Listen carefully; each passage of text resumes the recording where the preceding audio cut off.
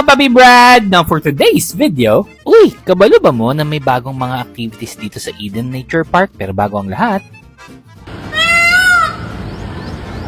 Di mo siya gitna. akala ko hindi tumitingog yung mga peacock. Anyways, dito sa Eden Nature Park, pwede ka na mag-celebrate ng birthday. 700 per head lang, good for 20 packs na. May pagkain na yun siya, ha? Good for 4 hours yun. So kung may mga celebration kayo, pwede kayo dito kasi may full access na din. At kung kayo naman yung mga tipong sporty, meron na din sila ditong pickleball. Ito, tatry natin. Pickleball! May enjoy kayo ng family and friends nyo dito.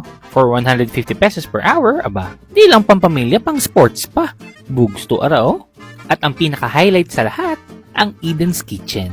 Dito, kayo ang magluluto ng pagkain nyo kasi may cooking class. May nakikita na ako mga ganito dati sa mga movies pero ngayon may experience ko na. At grabe!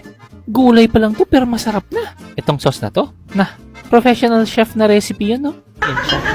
Lami yung sauce nila.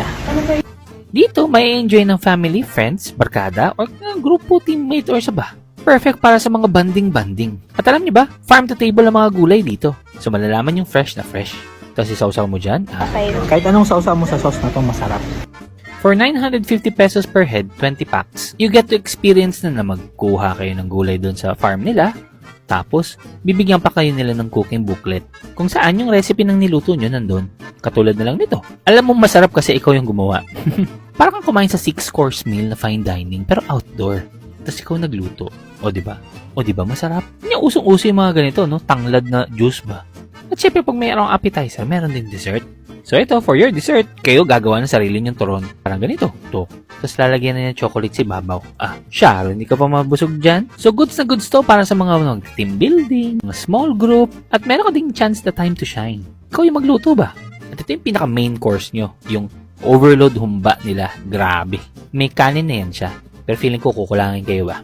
So sa mga interesado na merong plano, i-flash ko na lang do para makita nyo kung anong meron.